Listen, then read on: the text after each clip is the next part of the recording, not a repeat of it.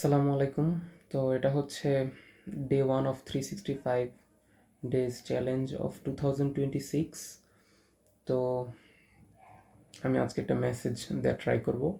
মেসেজটা হচ্ছে যে তোমার লাইফের যে কোনো কাজ, ঠিক আছে, যে কোনো, তুমি ধনী হতে চাও কিংবা শক্তিশালী হতে চাও কিংবা আদার্স যে কোনো কিছু হতে পারে, এনিথিং।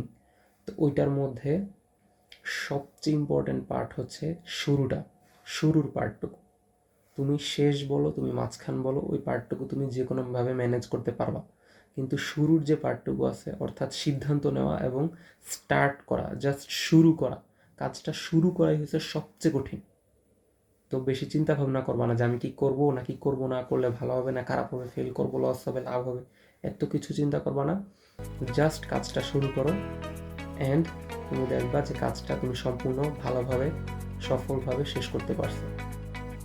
টাটা।